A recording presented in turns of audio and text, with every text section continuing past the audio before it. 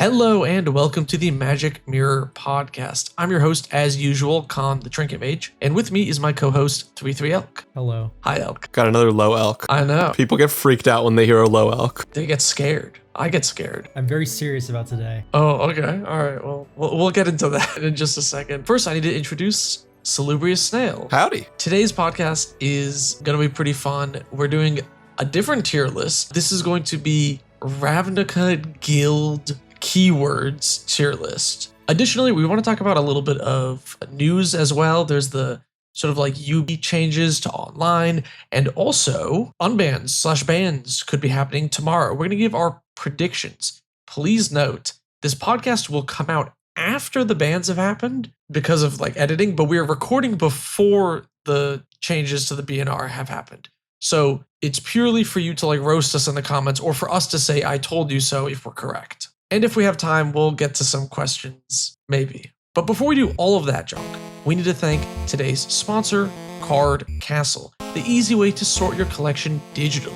If you want to start scanning and sorting your cards today, click the link in the description below and you'll get 1 free month of premium access. Thanks to Card Castle for sponsoring the podcast. Do you want to lead off with the UB stuff, Elk? Yeah, sure. The major news for today, before we get into the Ravnica deathmatch, is Universes Beyond, the sets going forward. They don't have the rights to put it on Magic the Gathering Online, so they're going to get Universes Within art for Magic the Gathering Online and Arena, so that way their standard environment isn't different than real life standard. In case you don't know, this has happened before. In the case of Fallout, it took them 8 months to get the licensing, Magic the Gathering Online, to match up with real life, and then Arena just doesn't have Fallout cards, so they didn't have to deal with that. I actually predicted this in my Universes Beyond video that they wouldn't have rights, so I'm happy they have like a solution to it, but it's also kind of a smack in the face that they're like, yeah, we can't get art for all the Universes Within cards, and then they can. It turns out. Feels a little silly. It's interesting. I guess that means that licensing Spider-Man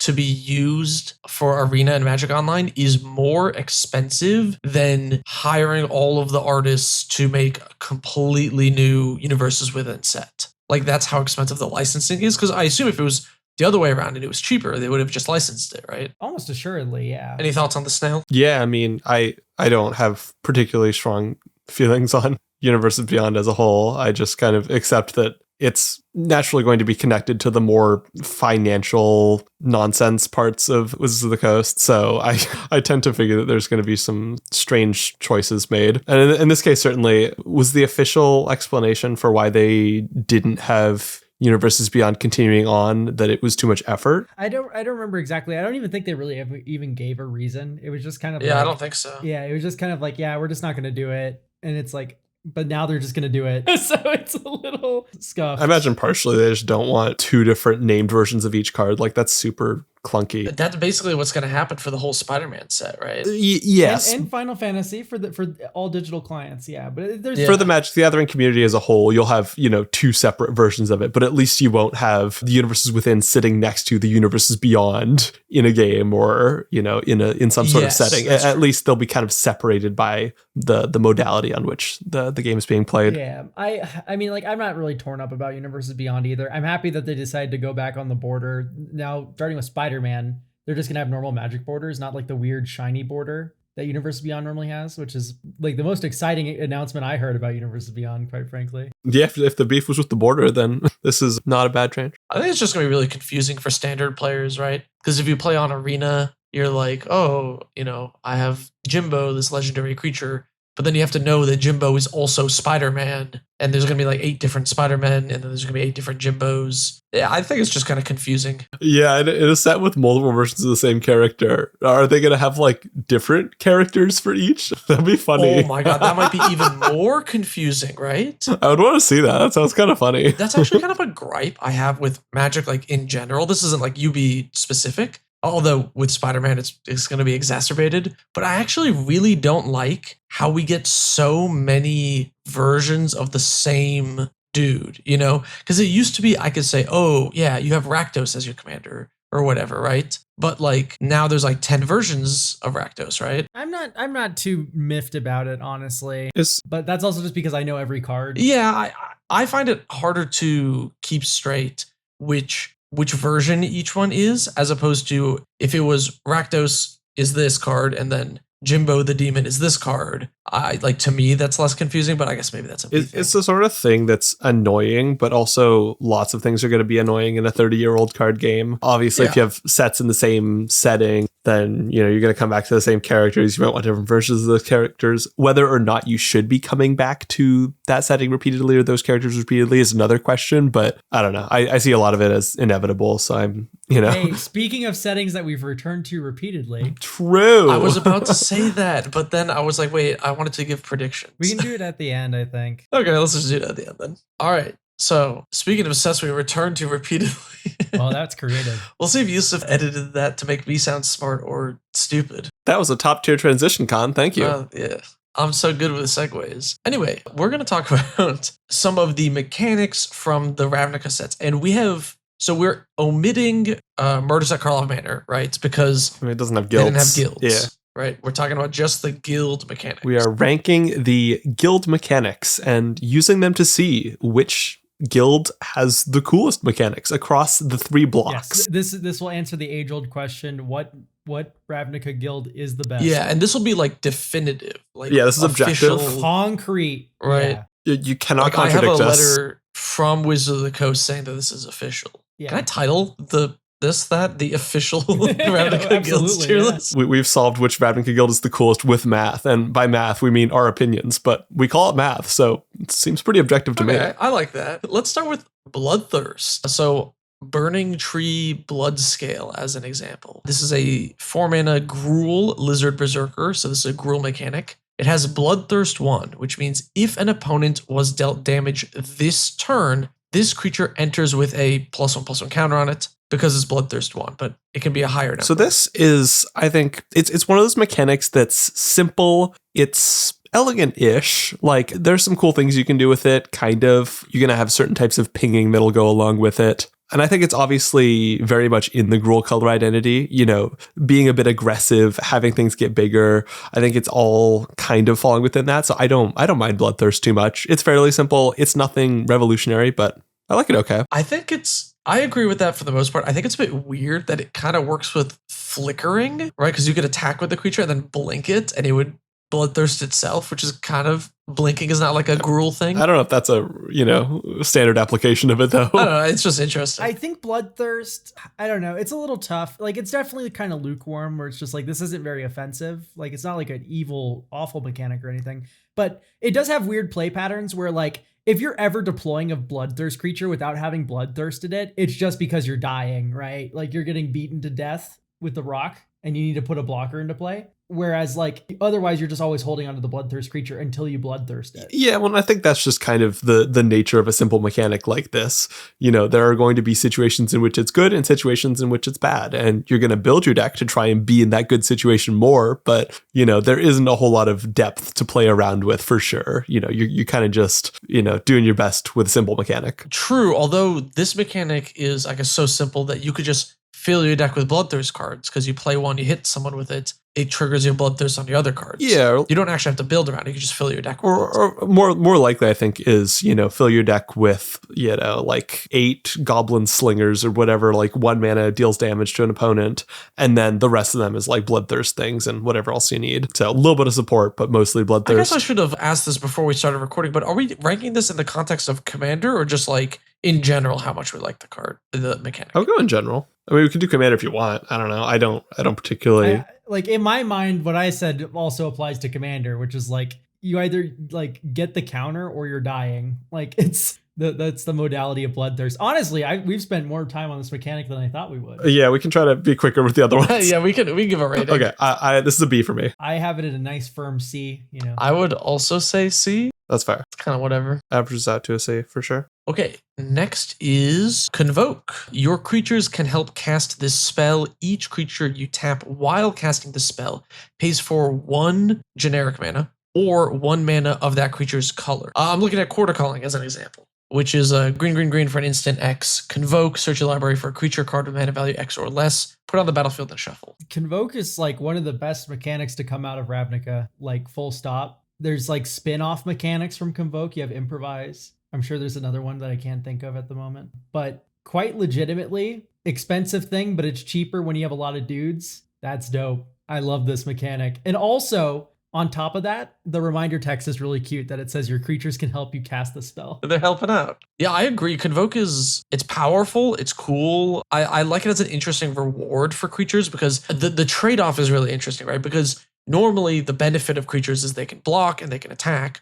So tapping them has like a real cost. So it's still you're paying a cost, but it's like a different way to use creatures other than just like pumping them up and attacking more, you know? Yeah, it's awesome that they made Vigilance interesting. Yeah. Yeah, I love Convoke. Convoke, it's always so interesting to see cards where they don't care about tap rules. Like they don't care about summoning sickness. And Convoke is one instance with that. You can have some, cute turns where you get some creatures into play, even some tokens into play, and then you cast something with Convoke off of that. And then obviously when things give other cards Convoke, you get even more nonsense going on. So it's a fun mechanic. It's very elegant. It's simple, but there's a lot of depth that comes from it. So I definitely love that about it. I'm assuming S tier all around? Yes, absolutely. Very easy. Sweet. Next is another very powerful mechanic, Dredge. So Dredge is, I will use Dark Blast as an example. It is 1 black for an instant. Target creature gets -1/-1 until end of turn. And then it has Dredge 3. If you would draw a card, you may mill 3 cards instead.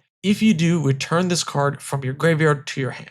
Yeah, so this mechanic, it's in the weird position where I think it's just too powerful. What it does is too much, The fact that it could be any draw. It's not like once on your turn. It's not, there are no limitations on this. It's just anytime you could draw, you do this. And so it's just very game warping naturally. It's kind of hard to design cards for it that aren't going to find some sort of, crazy application, probably applications well outside what was intended for it. Yeah, if you printed a card and it had no cost, no types, nothing, and it just said Dredge 10, it would be the most broken Magic card ever.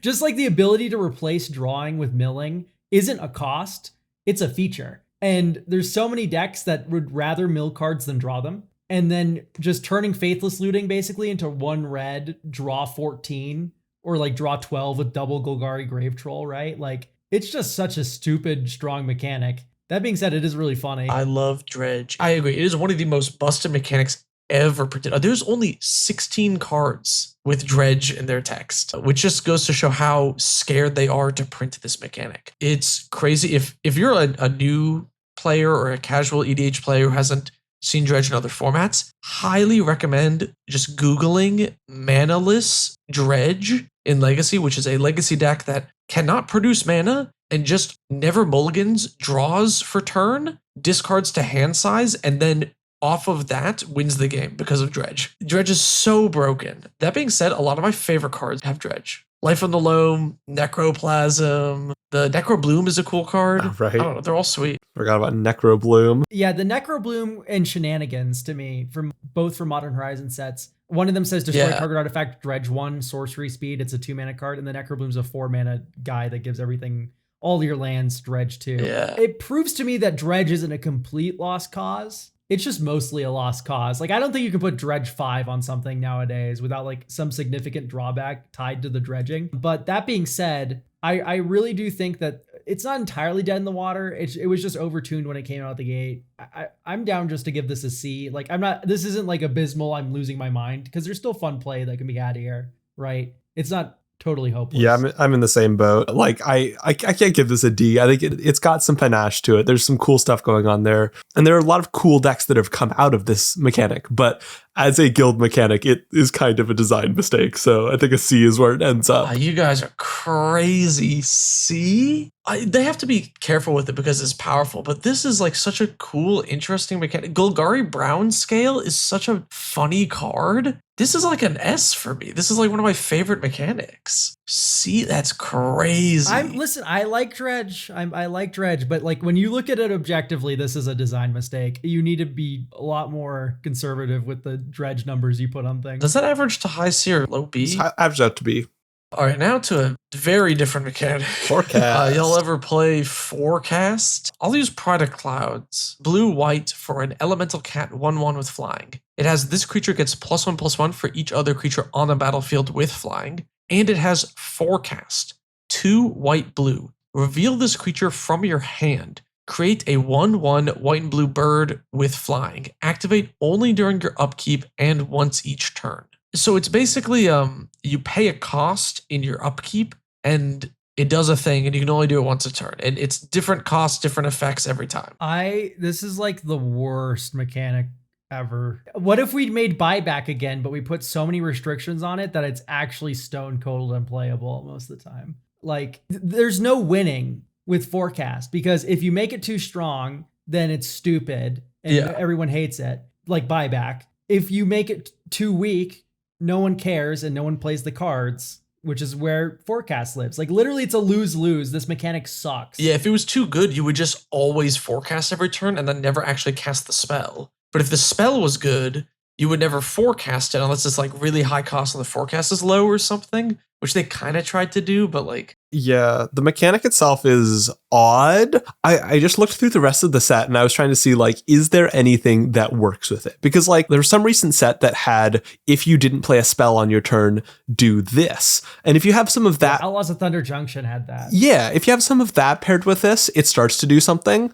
There isn't any of that in Dissension. It's just hanging out there. Forecast is on some cards. Even with that, I'm like, okay, great. I get to hold up instants and do instant speed things, which is what OTJ was trying to do with that mechanic. Right. Like, oh, you didn't cast anything during your turn. So like, yeah, the joke is like you tap out during your turn and you can't counterspell your stuff. Oh, it's just such a bad mechanic. Yeah, or you plot something on your turn or something like that. Yeah. Yeah, exactly. Yeah, no, this mechanic doesn't really have any redeeming factors, unfortunately. That being said, I am looking at Piercing Rays from Modern Horizons 2, and this card's pretty cool in terms of design. You can forecast it for 2 and a white, reveal it from your hand, or tap target untapped creature, yeah. And then for 1 and a white sorcery, exile target tapped creature. So you can like have this be a 5-mana removal spell. That's kind of cute. It's the sort of thing that you can probably make this mechanic sort of cool if you put effort into it, but it doesn't seem like a whole lot of effort was put in the first time around, unfortunately. Yeah, I think Sky Hussar is like not too bad. It's like a 4/3 flying creature that like taps when it enters, it untaps all your creatures, but its forecast is tapping 2 creatures you control. And then you draw a card. If you're just in like a token deck, you can probably afford to just tap 2 tokens every turn, and then it's just draw a card every turn, uncounterably or whatever, which is like not awful. Yeah, once again, it's just like you need to either make the forecast mechanic weak or it's too strong and then everyone hates you. Yeah. I don't know. The hoops are just not, it's bad. This forecast is awful. This is a D for me. Same. D. All right, next is Graft. The example of Graft, I'll use Aquastrand Spider. It's 1 and a green for a spider mutant. It has a Graft 2. This creature enters with 2 +1/+1 counters on it. Whenever another creature enters, you may move a +1/+1 counter from this creature onto it.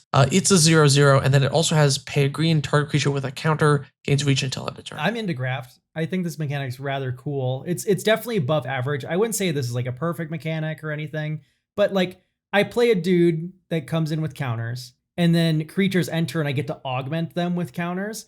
It feels very Simic. All the cards that have this mechanic are really interesting in the fact that like Sporeback Troll lets you regenerate a creature with a counter on it. Vigian Graftmaids lets you untap a creature. Aquastrand Spider, the example that we gave, lets you give reach, right? So it's really cool. And then we also get like in the rare slot, Cytoplasm Manipulator from Dissension. Okay, this was original, yeah. Okay. Oh. Blue tap, gain control of target creature with a +1/+1 counter on it because you can graft on other players' creatures. Yeah. Right. It's not just ones you control. It also makes it really good for 2-headed giant, by the way. Graft features in my cube for that. Yeah, I dig this mechanic. Just look at all the cards in Dissension. There's a whole lot of, as you mentioned, creatures that have graft some number and also do things with +1/+1 counters, which I think provides an interesting sort of deck building question of how much graft do you want versus, how many creatures are you going to play after? It's kind of like a resource. Like you have X number of creatures you can play after this that get the +1/+1 counter if you're kind of building fully around it. And then obviously in subsequent sets, you get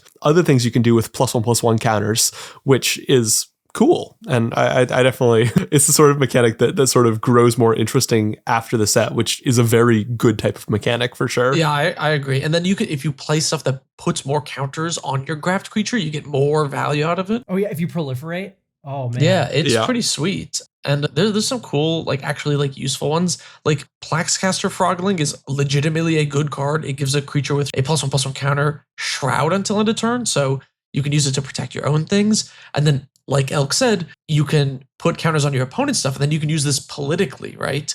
As soon as you graft a counter onto your opponent's commander, you suddenly have this way to protect it. You can make deals or something. It's kind of a cool politics card by itself. Oh, even then, like you can use it very meanly as well, can't you? Because you like pause comes into play on the other side of the field. Yeah, I'll Flaxcrafter Frogling on that thing. Guess what? You're never enchanting that creature ever. So you can also just hose a Voltron player, which is pretty funny. Yeah.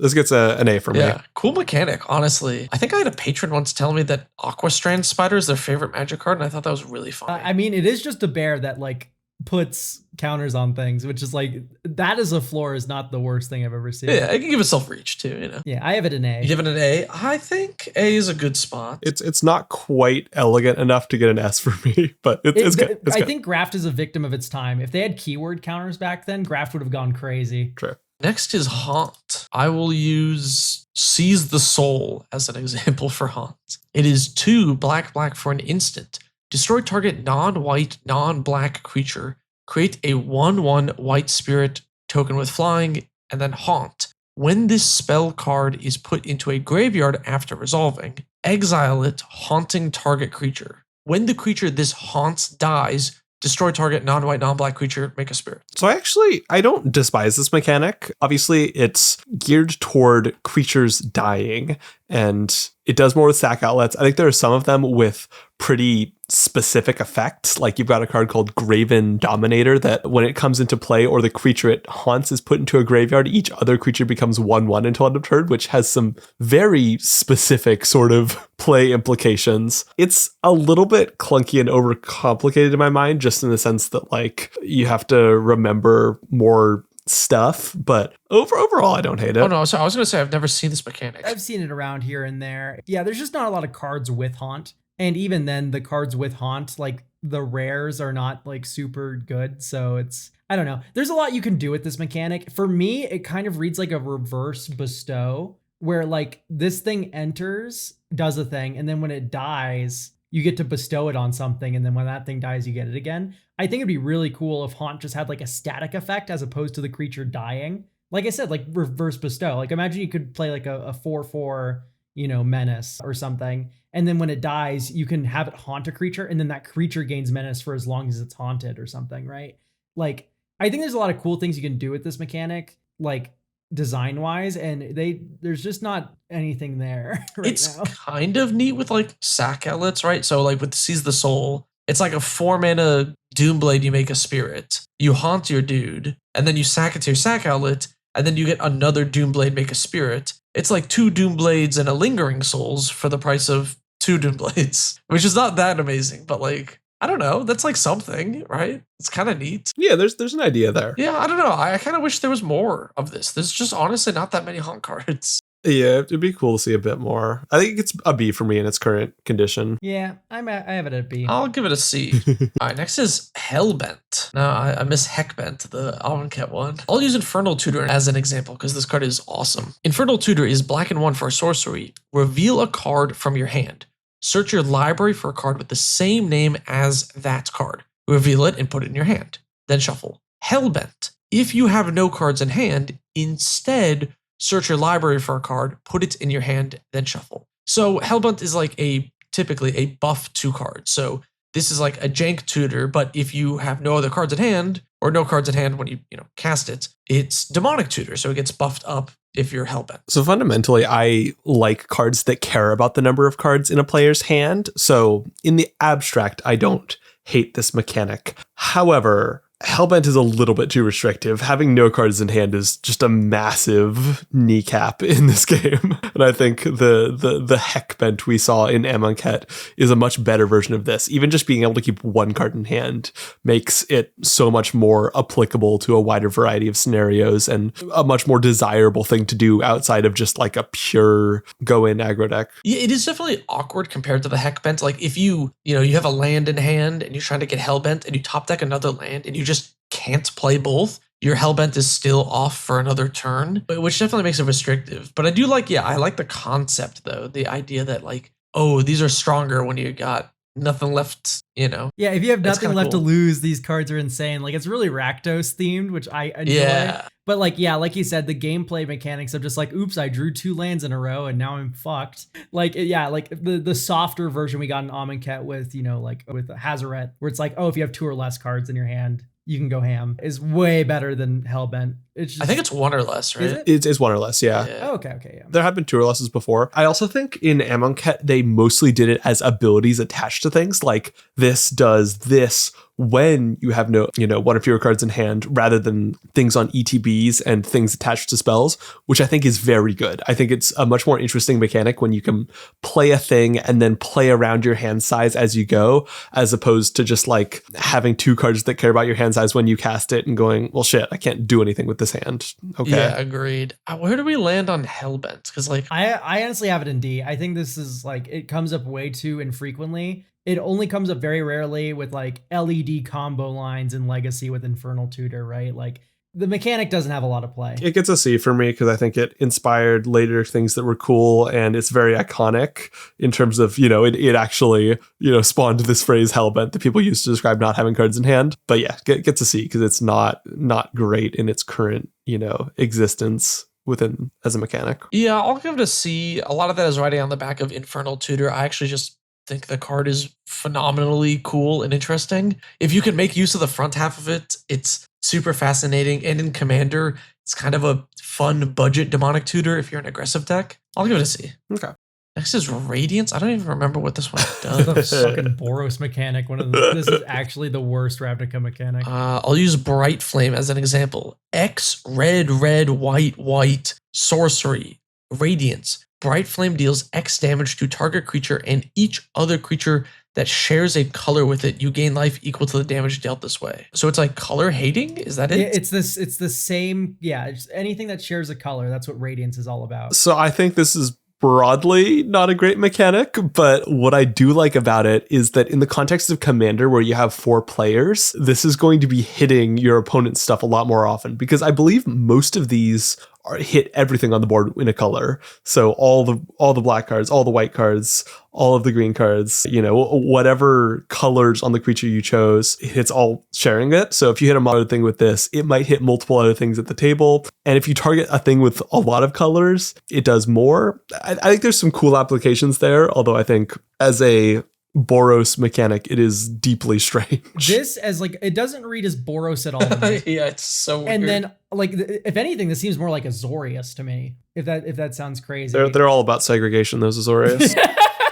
Precisely. It's also weird to have this in a multi-color set. Like, I get it. The joke is that you can target a multicolor creature on your side, right? You target your Boros creature and your red and white creatures get the benefit. And then ideally none of your opponent's things get the benefit. Or alternatively, you target your opponent's multicolor thing and blow up their whole board, right? But the thing is that in a multicolor set like this, there's also going to be a lot of just monocolored creatures of multiple colors. And your opponent might not even have a multicolor thing, which is just like horrible play patterns. And then also just like in talking about Commander with color identity, the fact that this just hoses monocolor is kind of awful. Like, ooh, I'm playing my mono white enchantment deck. You drop a leave no trace on that player's head, they will explode, right? Yeah, but they also lose to like a Bane of Progress. I don't know. It's just like, yeah, like things exist that counter them, but also just like having a thing that is only exists to counter them is like not healthy. It does, right? Definitely. You're going to be incidentally hating some things a lot more than others, and that'll just come down to luck, which is probably not ideal as a play even pattern. better, like Bright Flame against like mono blue Merfolk, and you just like, okay, great, I'm gonna Bright Flame your Merfolk for like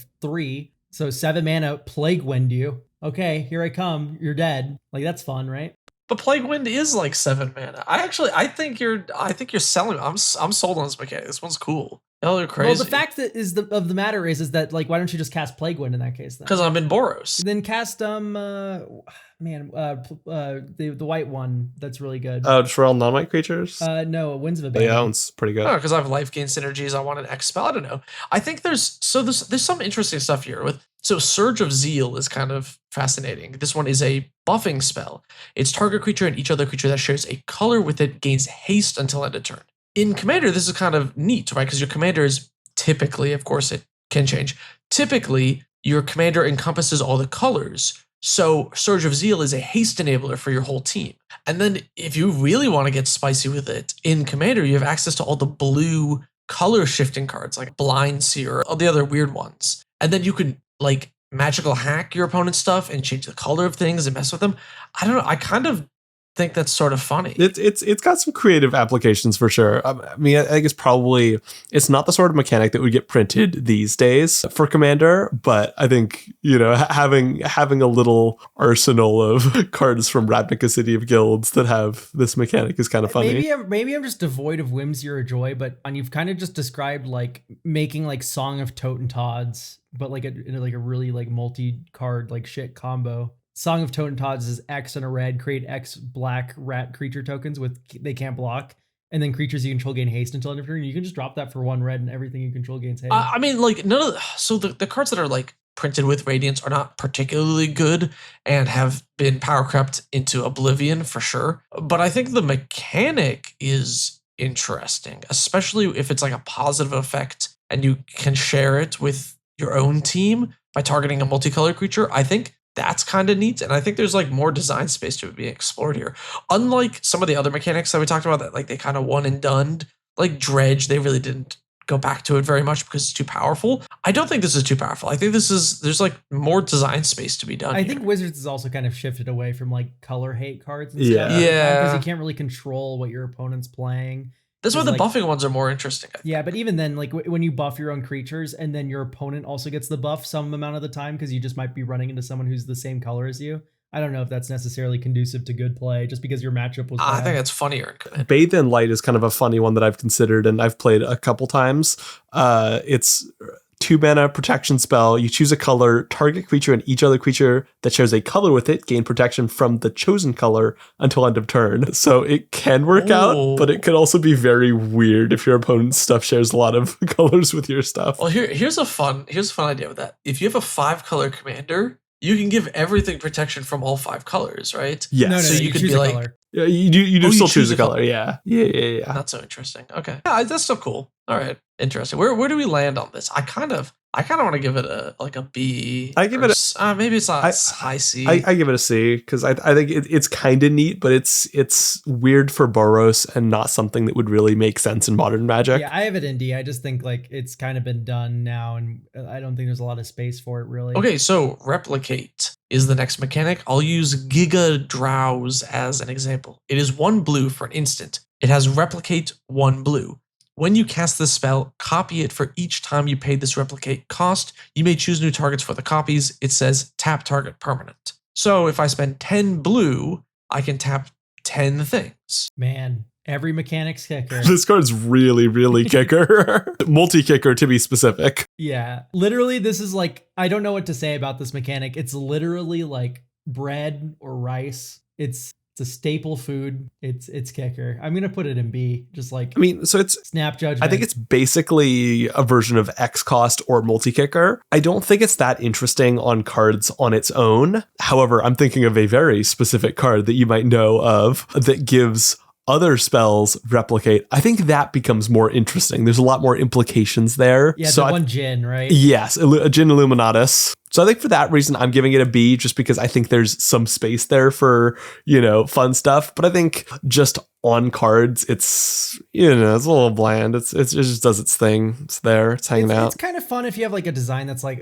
equal to the number of times that this is resolved this turn or whatever. Like, yeah, I don't know. naturally. Like, I think it's pretty fun. It's especially fun with Magecraft, right? Because like you copy the spell. So this one actually gained a little bit of context over time. That's true. That's still true. a B for me as well. I like I said. Did you both say B? Yes. Yeah. I'll say C because it's kind of just multi-kicker. I know, but what's wrong with multi-kicker? It's kind of boring. You're a multi-kicker hater? Yeah, I am. Next is a very cool mechanic. Transmute. I'll use Dizzy Spell as an example. You pay, it's 1 blue for an instant. Target creature gets -3/-0 until end of turn. And then it has Transmute. For 1 blue, you can discard this card, search your library for a card with the same mana value as this card, reveal it, put it in your hand, then shuffle. Transmute only as a sorcery. So it's a tutor. Yeah, I really want to put this in S tier. I can't bring myself to do it because there are certain cards No. There's just certain cards that like shred fucking memory, remove 4 target cards from a graveyard. Dizzy Spell, the one you read. Ethereal Usher, which is a 6-drop that like gives a creature unblockable. I play Shred Memory in my Time Civ deck. It's great. And I agree. How many times have you cast it for the graveyard hate mode? It's just a Demonic Tutor in that deck, isn't Sometimes. It's instant speed graveyard hate. It could be worse. Well, I know, but like, are you playing Brain Spoil as a 5-mana kill spell? No, definitely not. Definitely not. Exactly. Like I would like it if both sides of the card were playable, so Transmute was actually a choice, because I don't know if I've ever seen someone cast a Drift of Phantasms and not cycle it. Yeah, I would tend to agree. However, I have to give this an S because I adore this mechanic and I want more of it.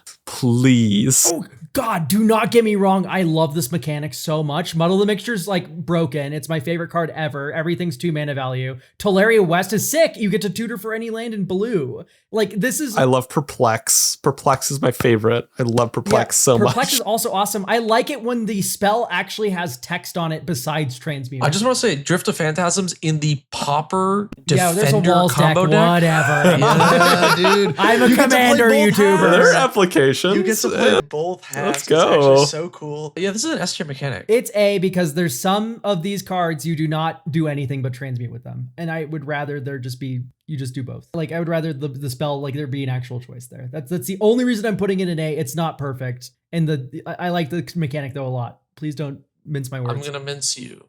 With Battalion, Haha. I'll use Tragic Blade of the Legion as an example. 2 red, white for a legendary creature human soldier 2/2 with indestructible. And then it has Battalion. Whenever Tragic and at least 2 other creatures attacks, Tragic gets +5/+5 until end of turn. So that's how Battalion works. It's the Boros mechanic. You have to attack with it and at least 2 other things. So to briefly make it clear, time has progressed. We have moved on from original Ravnica block to return to Ravnica block about 7 years later-ish. No, more like 8 or 9, I think. This one's boring, right? It's just No, this one's awesome. I love this mechanic so much. I like that Boros is actually, it feels like Boros. It does feel Boros. Yeah, like, sure, is it like, oh, you attack with the whiteboard, you get a benefit? Yeah, sure. But like it has to exist. And this feels like a Boros mechanic to me. And also, it's really fun in 2-headed giant because it doesn't care about your creatures attacking. You can attack with your teammate and get the benefit. So it's pretty fun. But yeah, no, I really adore Battalion, actually. I think it's rather interesting. It fits into the Boros theming. Like, they found a Boros mechanic that works.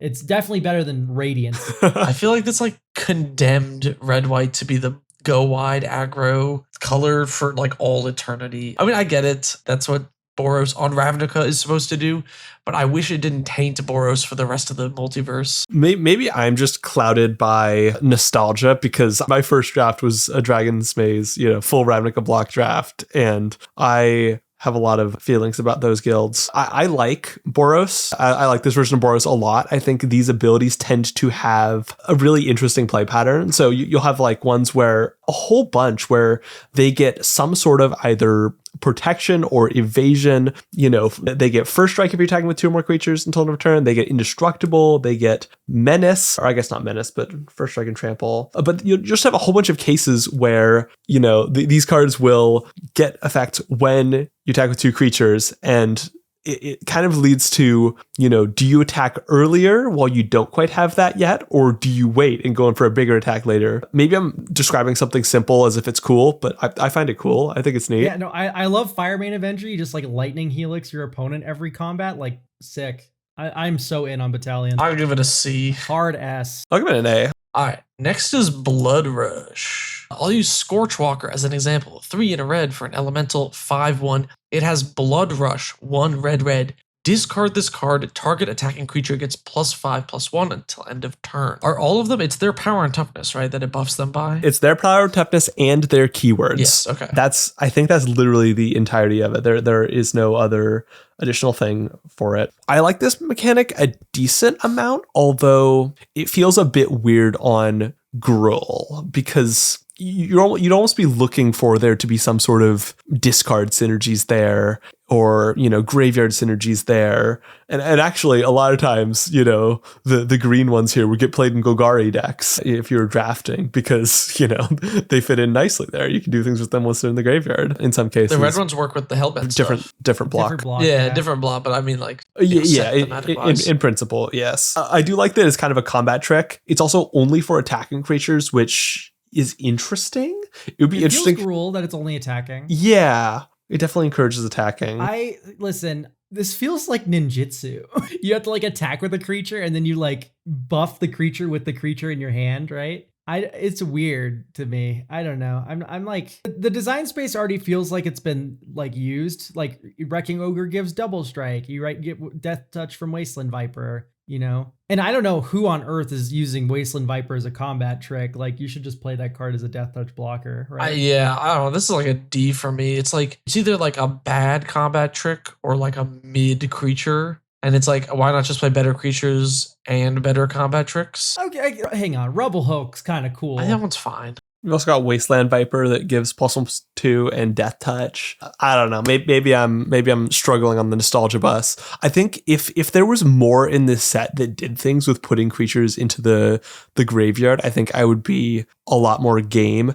As is, I don't hate it. I think it was kind of interesting to play with it and experience it. I think it's not a bad mechanic, but I felt like it was a bit underutilized. So I would probably go for a B. What about you, Elk? I have it in C. All right, next is Cypher, which is Demir. I'll use Hidden Strings as an example. It is 1 in a blue for a sorcery. You may tap or untap target permanent, then you may tap or untap another target permanent. Cypher. You may exile the spell encoded on a creature you control. Whenever that creature deals combat damage to a player, its controller may cast a copy of the encoded card without paying its mana cost. So it's like Haunt, but you need to deal damage as opposed to having the creature die. Yeah, this is sick because it leans into Demir's whole thing of infiltrators. It feels so Demir that like I have to like sneak my creatures past your creatures and then I get a benefit. Like this is like an insanely cool mechanic. Yeah, I like it as well. I think it's like an A from me. It's kind of a neat, like Last Thoughts is just like, it's a curiosity, but it's also a card that draws immediately. It's neat. Most of the cards are pretty bad. Hidden Strings is probably the best one, but for combo reasons, not actually because of the Cypher. Whispering Madness is a wheel. Whispering Madness and Stolen Identity both see play in EDH because they're actually, I don't know if Stolen Identity does, but Whispering Madness is good. Yeah. I just wish some of the other ones were a little better, but it's cool. A lot of these are quite bad, unfortunately. Like you've got Paranoid Delusions, mill somebody for 3. Undercity Plague is like a Pox effect, but it just costs 6 mana for a very mediocre Pox effect. So it's been getting better with time though, because this is a mechanic they've revisited a couple times. You have Writ of Return, which is a reanimate style effect. Oh, have they? Yeah, Writ of Return was in New Capenna Commander. Return a creature from your graveyard to the battlefield tapped on a 5-mana sorcery, and then it has Cypher. And you can Cypher on the thing you reanimate too. Same thing with Call of the Nightwing. That was like an old trick. If you played Call of the Nightwing, it makes a 1/1 flyer, and you can Cypher onto the 1/1 flyer that you make with the spell. That's kind of neat. Overall, I like it quite a bit. I think it's fun as a sort of an aura that gets you an immediate effect. I sort of dislike that it's relatively simple in function, but I think the initial presentation of the card is a little bit overwhelming when you look at it. Like Cypher just has so many words, and when you try to parse one of those cards for the first time, it's impossible. It has the word encoded on a creature. Yeah. What kind of verb is that? Yeah, I have it in A. I have it in A too. I'd probably put it in B. Now, Detain. This is when I first started playing Magic, was Return to Ravnica, and I'll do Archon of the Triumvirate, which is one of the first rares I ever owned. It is 5 white-blue for a 4/5 Archon with flying. When this creature attacks, detain up to 2 non-land permanents your opponents control, which means until your next turn, those permanents can't attack or block, and their activated abilities can't be activated. It feels very Azorius for sure to be like, yep, you're in jail now. However, it's literally phasing. It's similar, yeah. It's basically phasing. I mean, the thing can still be targeted and tapped to pay costs and stuff, so there's a few slight differences, but yeah, it's similar to phasing.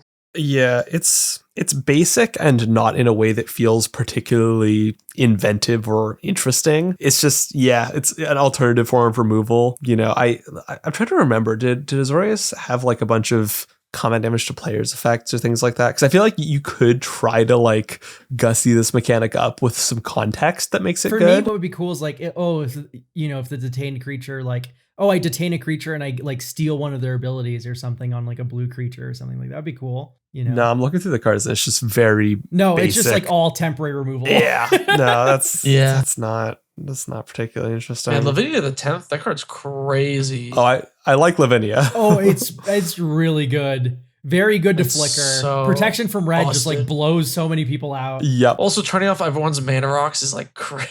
So Yeah, because like you don't have to hit creatures with Lavinia. It hits anything. it Yep. is everything, which is Yeah. Yeah, definitely. yeah. I think this is like a B for me. Like it does like an Azorius thing. It sort of like does it well, I guess. Like it does as far as putting people in jail temporarily.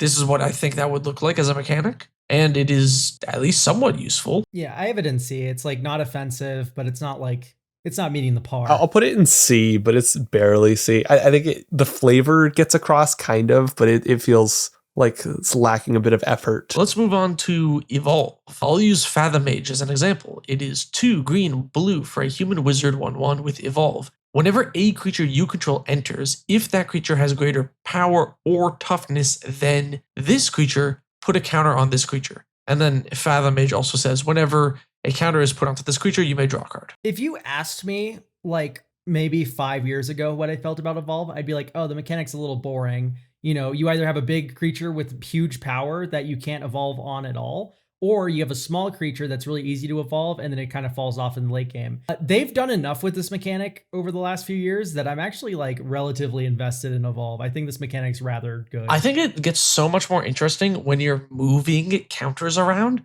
because then you can go like, I'm going to move off of my Evolve onto this. So then when I play this creature, I evolve again, and then I've created more counters. It feels super simic. I really like it.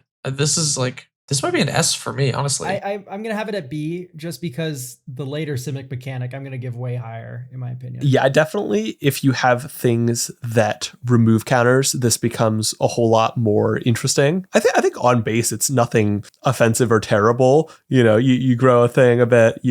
Some of these creatures, they'll have like abilities. Experiment 1, I think, is an example of a super well designed card. It's 1 mana, 1/1, evolve. Remove 2+1 counters from it to regenerate it. I think that's cool. You've also got other ones that take advantage of their size. Simic Manipulator gains control of things by removing counters from it. So I think there's a fair amount of effort put into it, even in this set, and it's gotten more cool with time. So I would give this an A. We got a sick card recently in the Fallout precon with Watchful Radstag. It's a 3 mana 2/2 elk mutant, and it has evolve. And whenever it evolves, you create a token that's a copy of it. So you always have a 2/2 version of it around that's going to keep evolving. And then you might evolve your bigger ones if you play a giant creature. It's actually so fun, and it makes me so mad that it's in an ugly board. Yeah, it's also elk adjacent. It is also an elk. Yes, very true. That's literally an elk. Right. That's what a stag is. I'll move on to Extort. I'll use Pontiff of Blight as an example. It is 4 black for a 2/7 zombie cleric. It has Extort, which is whenever you cast a spell, you may pay Hybrid or Zov. If you do, each opponent loses 1 life and you gain that much life. And then Pontiff of Blight also gives your other creatures Extort. And if a creature has multiple instances of Extort, they all trigger separately. Yeah, Con, I hate to break it to you, but you've kind of like led with like the prize, like the best in show. Well, I wanted to lead with this one because it explains that part of the mechanic as well. Yeah, this card is the best extort card in terms of design. Literally every single other one pales in comparison. Sure, in terms of design. It's not the most powerful, though, I don't Oh, think. yeah, no. Well, Cryptcast is good. Yeah, obviously. So, commander note, yes, it does have a hybrid Azorius symbol in it. Orzhov symbol. But because that is within the parentheses, it does not count towards color identity. So you can use Pontiff of Blight in a mono black deck. Yeah. I mean, yeah, just 1 mana tax on all your spells to make them into drain spells. It's actually so boring. And like I said, Pontiff of Blight is just the best to do it. Cryptcast does have a little bit of interesting play where if you tap for a bunch of black mana, you might have like a 1 or 2 floating here or there whenever you cast your spells. And you might as well extort with that, right? So there's a little bit of play there, but honestly, extort's just like kind of pretty bad. Yeah, I would tend to agree. There's not a whole lot of depth to it. Like, it's a life gain mechanic. It's good if you're like trying to drain down your opponent, maybe, but it's not very fast at that. It also doesn't feel it doesn't feel like it goes along with the word extort. Like, you know, my opponent feels slightly drained. Yeah. I don't know. It's like it does not pass the vibe check for me, unfortunately, and it's also just not all that interesting. Yeah, I think the problem is like certain cards like Blind Obedience and Cryptcast are very powerful Magic the Gathering cards, and they also have Extort on them just in general, which is essentially like flavor text usually, and then sometimes you gain some life with it. And then the problem is the other way around is there's like bad cards that also have Extort, and then those are like neat if you're in a deck that cares about instances of gaining life specifically. that could be useful, but outside of that, it has like very little application. Yeah, I would say basically only Pontiff and Blight and Cryptghast do something interesting with the mechanic, and then like literally every other card is just a vanilla body with extort on it, or it's a body that does something else with just happens to have extort on it. It's sad. I put it in D. Yeah. Also D. It's also getting D from me. Although I will say, Orzhov does have a uncommon I really like from the set called Debt to the Deathless. That's like a mega extort. Yeah. Yeah, but that's just a giant drain spell. Like, I love Exsanguinate, you know? Yeah. Okay, next is Overload. I'll talk about everybody's favorite Ravnica card, Cyclonic Rift. Do I have to read it? Blue and 1 for an instance. You bounce an online thing you don't own. Overload, 6 and a blue. You may cast the spell for its overload cost. If you do, change target to each. I find it so funny. The Cyclonic Rift is the good one because I played in the set standard and Mizia Mortars. That's the good overload card if you're playing in standard. Yeah, we're a Commander podcast. Yeah, I know. Cyclonic Rift is good. Yeah, Winds of Abandon. I love Overload, by the way. The only thing I don't like about Overload is that I sometimes misspeak and call it Overlord. Overlord. You must construct additional overlords. Have you ever like break the ice overloaded like an Eldrazi player in Modern? That there's no better feeling. Just like a one-sided destroy all your lands. One of my favorite cards ever is Spectacular Showdown. If you overload that, it is hilarious. Yeah. Gives everything a double strike counter and then goads everything. Oh my god. Yeah. Overload overall is a very fun mechanic for sure. It's funny because I feel like in Commander, you get a lot more instances of overload cards where you just never want to cast it for the lower cost. Whereas if you're playing, 60 card 1v1, usually it's more of a choice. But they're definitely still working on that. Like, I think Winds of Abandon is a really cool design in the sense that playing it for the overload cost has genuine downsides. Like, it's not just after you have 6 mana, you always want to play it for the bigger cost. Like, if you have a token opponent, you might just hand them the game if you cast it overloaded. Yeah, and you don't like wipe them up right away. Yeah. I think Dam is also a good example. I know we're talking Is It, but like Dam, it has overload. It's like a Doomblade or a Wrath, and it's like an actual modal spell. There's a lot of play to this. Dam is especially cool because it's different colored for the 2 different modes, which is very weird. Yeah, my favorite design for Overload is actually a black card called Mind Rake. It's 2 and a black for a Mind Rot. Target player discards 2 cards, but you can overload it for 1 and a black, and then you and everyone else has to discard 2 cards. Yeah, that's cool. It's a fun card. I mean, it's not a fun card, but it's a fun card. I think this is an S for me, to be honest. It gets an S for me. I have trouble putting in an A, so S it is. Yeah.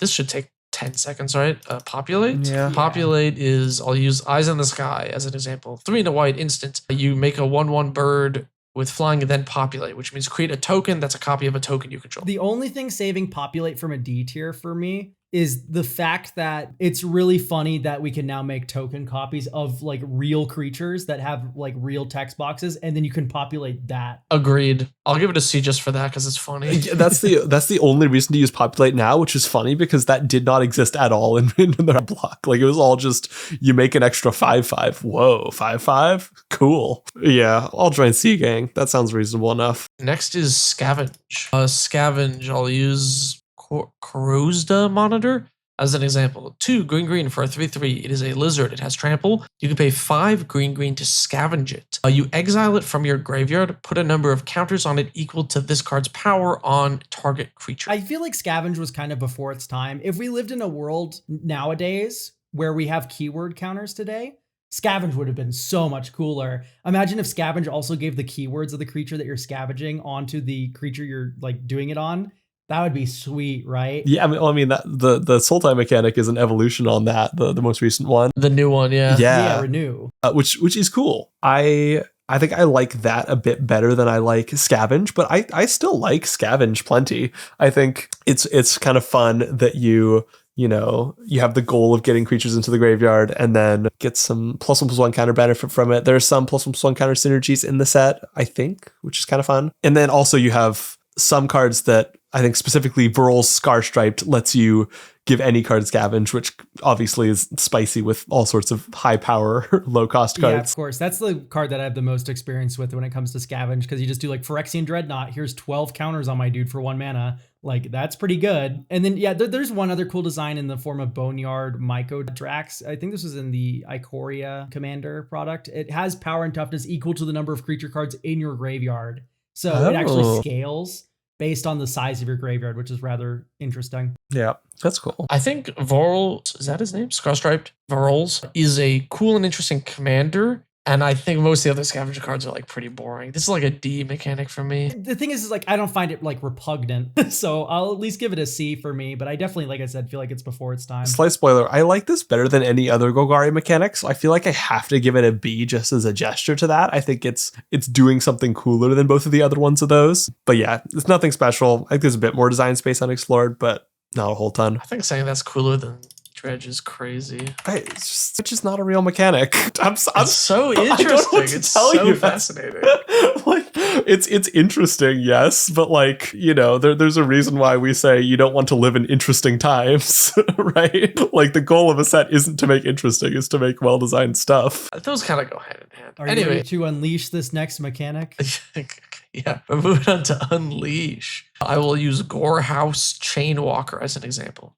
Red and 1 for a 2/1 human warrior. It has Unleash. You may have this creature enter with a +1/+1 counter on it. It can't block as long as it has a +1/+1 counter on it. But Yusuf, really quickly, can you put up the French version of Chainhouse Gorewalker, or whatever it's called? It has the longest name of any Magic the Gathering card ever. Holy cow, it does. What the heck? It's insane. Marcher de Chains de la Hall of Viscerae, or whatever. It's like huge. So this mechanic's really boring unless it's paired with some like power and toughness counters matter shenanigans. Then it's kind of interesting. D. But sadly, they haven't really done that a lot. Yeah, there's unexplored space for this one, but it's a D for me. Yeah, I'm cruising through the set and there's nothing there. Yeah, D. All right.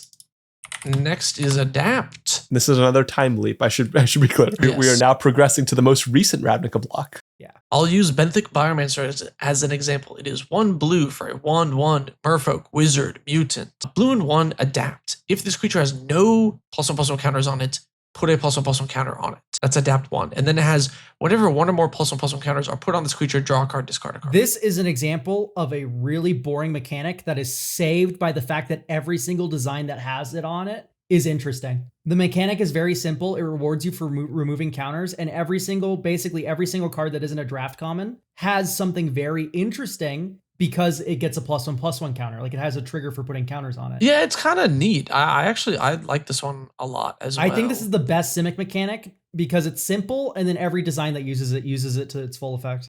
It seems reasonable enough. It's very similar to what's the one in MH3? Adapt. Was that Adapt again? It was Adapt in MH3. Yes. Oh my god! It's so nice they used it twice. Whew. Okay.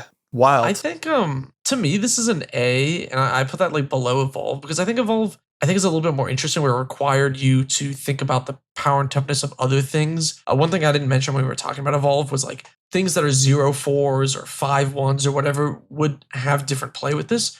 Whereas this, a lot of the Adapt things, it does reward you for removing the counters, but they also can just be played. You put the counter on them and then they do their own thing, and then they kind of did their own thing all in one without any synergy. And I think that is a tad less interesting. I think the fact that it isn't super parasitic like that makes it a lot better of a mechanic. I just like all the designs that Adapt has. Are you giving it an S? I'm giving it an S. I'll give it an A. I think it's lacking the utter elegance of certain mechanics that I really like, but it's satisfying. I think it also represents a excellent upgrade over Monstrosity, which is a mechanic that was on a handful of Theros cards, which is another like pseudo one-time thing, but that one like has the one-time nature hard encoded onto it, whereas this you can do, you can remove counters, you can add additional counters, and then usually these creatures will do other things. So I think there's definitely a lot of space there, and I like that. Okay, next is Addendum. I will use Unbreakable Formation, which I think is the best Addendum card. As an example, it is 2 and a white for an instant. Creatures you control gain indestructible until end of turn.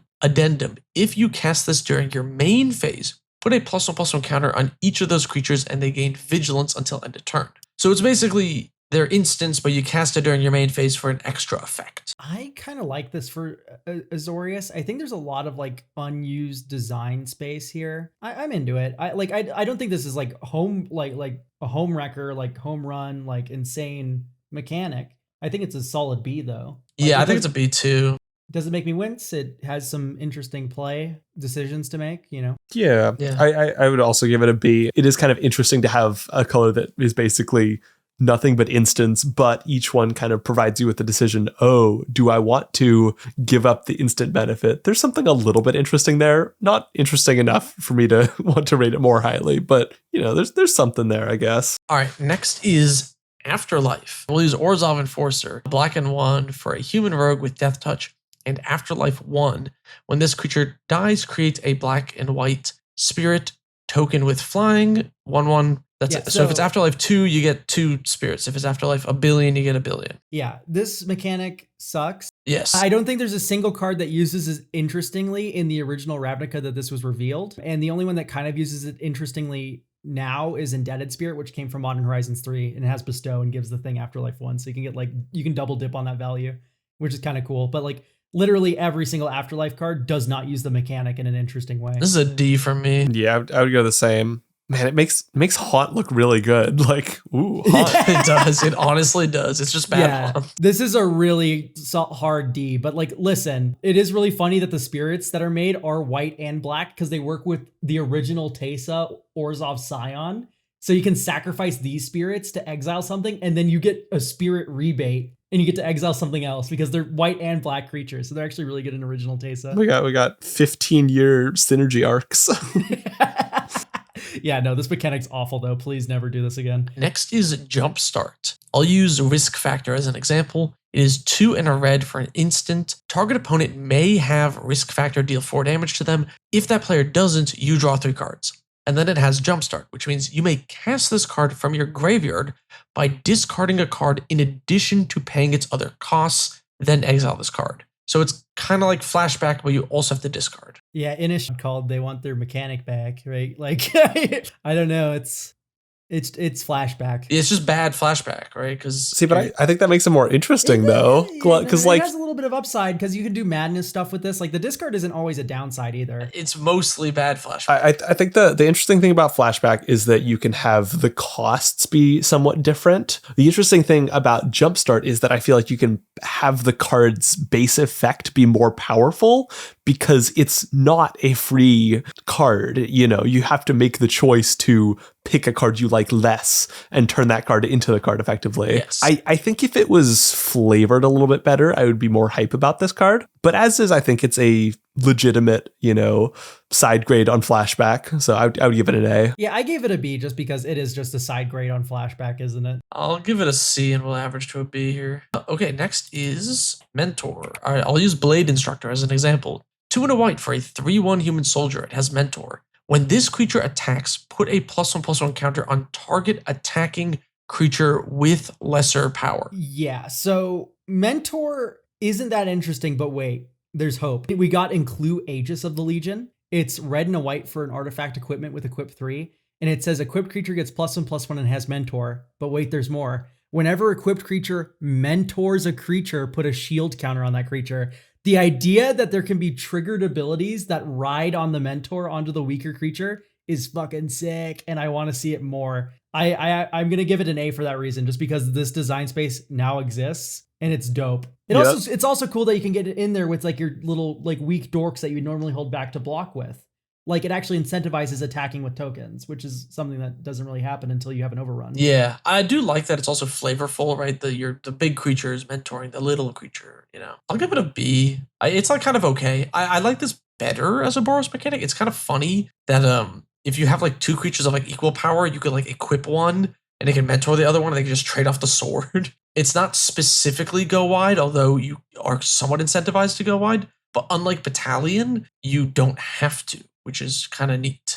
Yeah, I think it's pretty basic, but it has some interesting design space. So I'm here to give it a B. Next is Riot. Frenzied Arinx. 2 red green for a 3/3 cat beast. It has Riot. This creature enters with your choice of a +1/+1 counter or haste. This creature has trample and then can give itself big fire breathing. But basically that's right. A counter or haste. Yeah, it's a C. I don't know. Like, there's not a lot to talk about here. There's not a lot of designs either that really use Riot well. There's like one modular creature from Modern Horizons 2 where it's kind of funny. Like, do I want the one extra counter or haste right now? Like, yeah, there's not a lot that's like that uses it interestingly. Agreed. It's a C from me. Yeah, I don't know. I like choice mechanics, but I would probably also give it a C just because I don't think it was utilized very well in this set. I think they could have had more that played around, having +1/+1 counters be meaningful. Yeah. And then also it's like what if it was right and a number, right? Do I want to get in with this guy now, or do I want to put 2 +1/+1 counters on it? What if it's always one, right? Yeah, it's always one counter. You could do like bigger riot numbers plus like a really sick attack ability, and like, do you want to riot 3 or do you want to do something cool on attack? That'd be a more genuine choice, I think. And this is just not a knob the mechanic has. So I have it in C. It's like not offensive or anything. It's just like modal haste. Next is Spectacle. I'll use Light Up the Stage as an example. It is red in 2. Exile the top 2 cards of your library until the end of your next turn. You may play those cards. And then it has Spectacle for 1 red.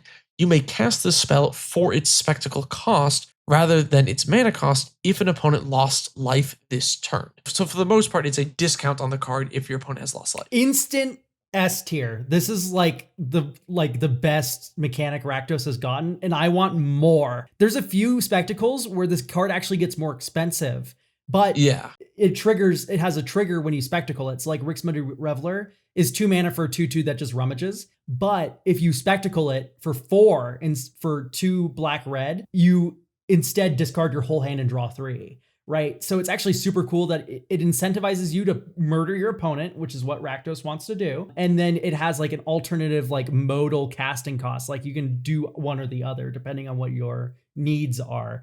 I think it's super cool, this mechanic. This is also an S for me. I like it a lot. It incentivizes aggro. I like that they use both halves where you discount or buff it up. Increase the mana cost. They did both things with it. It's pretty interesting. And there's a lot more they can do. I'll give it an A. I think it's very elegant. It's definitely the best Rakdos mechanic. It's also not reinventing the wheel. Like it's a thing that works with life loss. I think there's a decent number of things that works with that, although it's not as kind of deep or intriguing as some mechanics are. Yeah, I think I want to see them get wacky with the Spectacle cost, like Spectacle discard a card. So if you damage them, you cast this for free, but you have to pitch a card or something, Oh yeah, they could go nuts with it. Get crazy with it. Yeah. There's a lot more room for cool stuff with this, for sure. Oh yeah, like a Spectacle X spell. Oh. Next is Surveil. I'll use Cephalid Ink Mage as an example. Oh, that's from Foundation, so whatever. 2 and a blue for a 2/2 Octopus Wizard. When this creature enters, Surveil 3, which is look at the top 3 cards of your library, put any number of them in your graveyard, the rest on the top in any order. And then this creature also has Threshold, which is a different mechanic. Demir wins again. This is just an S tier. It became evergreen. Yep. This is another S, another banger. Yeah, like it's boring. It's just Scry, but it goes into the graveyard. But like it exists like it needs to, and it's fine. I think it's a good mechanic. It gets an A for me. I think it works well as a mechanic. It's solid. It went evergreen for a reason, but I think it's missing a little bit of the flavor sauce for me. Like, oh, I'm looking at the top card of my library. Is that really surveilling? I feel like I would want to do something with an opponent or something. I don't know. Fate Sealing. Yeah. I'm not saying I necessarily want it to be literally that. That would be odd to have as a mechanic as well for entirely different reasons. Might be neat to see somewhat more Demir mechanic, but this works. It's fine enough. Last is Undergrowth. I'll use Lothlel Giant as an example. It is 6 and a black for a 6/5 zombie giant. It has Undergrowth. When this creature enters, it deals 1 damage to target opponent for each creature in your graveyard. This is back, by the way, when they were trying to move away from life loss as a thing. So like Sir Conrad and Lothleth Giant here do damage.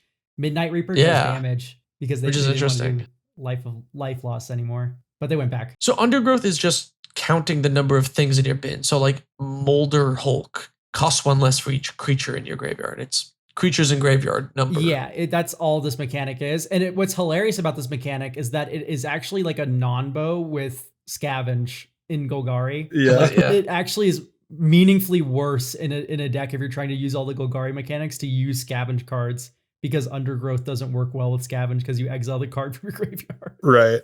I like cards that count things in graveyards, but I think having it keyworded is too much. Like, it's just too on the nose. It's like somebody was given the prompt that, this guild cares about its graveyard. What do you want the mechanic to be? And they had like 5 seconds to come up with what it does. And this is what they spat out. They're like, number of creatures in graveyard. Yeah. Okay, you can't come up with anything better than that? All right, sure. Yeah, this is like a B from me. I like that there are many cards that do different things, like Molderhulk reduces its cost. Mausoleum Secrets is like a tutor that gets buffed up. The Giant does damage. Like they used it in many different ways, which I think is kind of fun, but it's not like super crazy or exciting. So it's like a very B for me. I think it's not horrible or anything, but it's very boring and feels pretty uninspired. I'll give it a C. I have it as a C too. It's not offensive like Afterlife is, but like no one remembers Undergrowth. In fact, we probably got like multiple cards to this like now since this mechanic was printed. That is just actually they have Undergrowth, but it's just not the ability word isn't there, right? Unlike Surveil, where it's a keyword, this is an ability word, so it kind of just falls off the face of the planet. I forgot this existed until we started doing. All right, so that is us ranking all of these. We'll put the finished tier list here. We should probably wrap this up for use of sake. So no questions this time. Do we want to figure out which was the bestingest and the worstingest guild? I have Convoke as the bestingest because I think we all agreed. But it's like tied with Transmute. Well, so I mean guild, the combination of three mechanics. Guild. Yeah, I think Demir wins with Transmute and Surveil. I think probably, yeah, that's a decent set of three mechanics for sure. Yeah, Orzhov is not doing great. I mean Selesnya did get double S's because they reuse Convoke. True. They double dip. They're the only guild to do that. That might swing it over. I think Demir wins. Transmute, Surveil, Cypher. I actually think Simic deserves a mention for having 3 different decently cool mechanics that all kind of work to some degree alongside each other. So I think Simic deserves a shout out for that as well. Orzhov has to be the biggest loser, right? Oh yeah. Azorius all the mechanics are pretty bad. They just got progressively worse with time. Yeah, Azorius also 3 very mid mechanics, I would say. Okay, so officially, according to Wizards, which is us, Demir is the best and Orzhov is the worst. We're landing on that? Sure, works for me. I think that's the truth. Okay, awesome. I'm glad that is the official stance of Wizards of the Coast. If you want to leave any questions, which we will get to in a future episode, please put mirror in your question to help us find it. We're probably going to skip our predictions for the ban list thing. So if you got to this point in the podcast, just comment like our predictions are great. Let's each rip one, I think, just as an ending. Oh, they're going to unban Biovision. Give me Iona back, Wizards. Give me my Shield of Emeria. Let me blow out these mono red players. Wait, no, Biorhythm. That's what I'm thinking of. Yeah, Biorhythm's a good one. Panoptic Mirror to me seems like one that's probably pretty likely. That's obvious. They're definitely going to unban that one too. Primeval Titan. You shouldn't, but I want it. I don't think they will. I think they're going to unban Coalition Victory as well. This is a Commander bans and unbans update? Yeah. No, there's a Commander unban tomorrow. There's going to be no ban. Oh. Yeah. There will be an unbanned and placement on the Game Changers list tomorrow. Oh dear God. I had not even processed that information. Fascinating. Lutri's getting freed.